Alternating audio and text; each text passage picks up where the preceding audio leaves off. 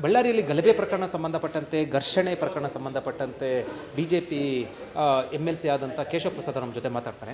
Sir, Ballari ಪ್ರಕರಣವನ್ನು ಸಂಬಂಧಪಟ್ಟಂತೆ ಯಾವ ರೀತಿ ಮಾಡ್ತಾ ಇದ್ದೀರಾ ಮತ್ತು ಇದಕ್ಕೆ ಕಾರಣ ಏನು?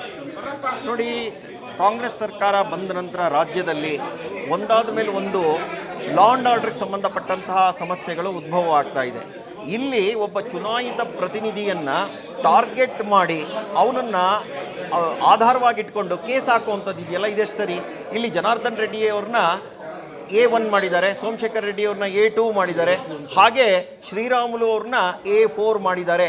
ಅಂದರೆ ನಡೆದಿರೋಂಥ ಗಲಾಟೆಗೆ ನೀವು ಅಲ್ಲಿರುವಂತಹ ಕಾಂಗ್ರೆಸ್ಸಿನ ನಾಯಕರು ಮತ್ತು ಕಾಂಗ್ರೆಸ್ಸಿನ ಗೂಂಡಾಗಳನ್ನು ಕರೆದು ಅವ್ರ ವಿರುದ್ಧ ಕೇಸ್ ಹಾಕಬೇಕೇ ಹೊರತು ಅಲ್ಲಿ ಇಲ್ಲಾರ್ದಂಥ ಜನನ್ನ ಇಟ್ಕೊಂಡು ಅವ್ರ ಮೇಲೆ ಮಾರಣಾಂತಿಕ ಹಲ್ಲೆ ಮತ್ತು ಪ್ರಾಣ ಅಪಾಯ ಇತ್ತು ಅಂತೇಳಿ ಅವ್ರು ಕಂಪ್ಲೇಂಟ್ ಕೊಟ್ಟಾಗ ಅದನ್ನು ತುಂಬ ಗಂಭೀರವಾಗಿ ತಗೊಳ್ಳದೆ ಸಿದ್ದರಾಮಯ್ಯನವರು ಮತ್ತು ಹೋಮ್ ಮಿನಿಸ್ಟರ್ ಪರಮೇಶ್ವರ್ ಅವರು ಇದನ್ನು ತಿರ್ಚೋವಂಥ ಕೆಲಸ ಮಾಡಿದ್ದಾರೆ. ಇದು ಈ ರಾಜ್ಯದಲ್ಲಿ ಕುಮ್ಮಕ್ಕು ಕೊಟ್ಟು ಕಾಂಗ್ರೆಸ್ಸಿನ ಸಪೋರ್ಟರ್ಸ್ ಏನು ಬೇಕಾದರೂ ಮಾಡ್ಬೋದು, ಸರ್ಕಾರ ನಮ್ಮನ್ನು ಉಳಿಸುತ್ತೆ, ನಾವು ಇದೇ ರೀತಿ ನಡೆಯೋದು ಅನ್ನೋವಂಥದ್ದಕ್ಕೆ ಜ್ವಲಂತ ಉದಾಹರಣೆ. ಬಳ್ಳಾರಿಯಲ್ಲಿ ಗನ್ ಸಂಸ್ಕೃತಿ ಆರಂಭ ಆಗಿರುವಂಥದ್ದು ರಾಜ್ಯದಲ್ಲಿ ಈ ರೀತಿ ಆಗಿರಲಿಲ್ಲ, ವರ್ಷದ ಆರಂಭದಲ್ಲಿ ಇರುವಂಥದ್ದು.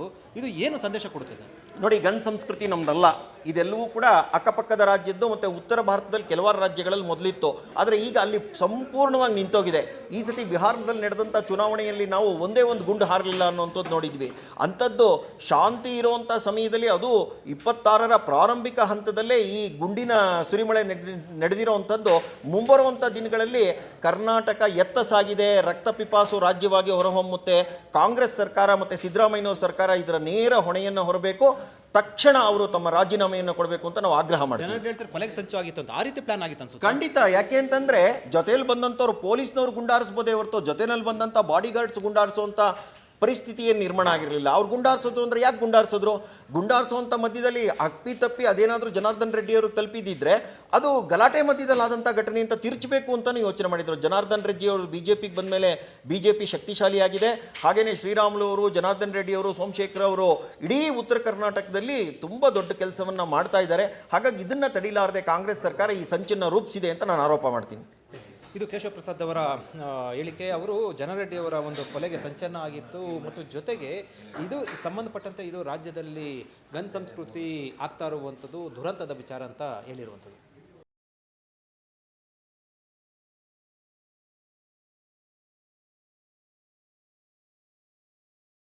ಹೆಚ್ಚಿನ ಸುದ್ದಿ ಅಪ್ಡೇಟ್ಗೆ ಈಗಲೇ ದ ಫೆಡರಲ್ ಕರ್ನಾಟಕ ಯೂಟ್ಯೂಬ್ ಪೇಜನ್ನು ಸಬ್ಸ್ಕ್ರೈಬ್ ಮಾಡಿ.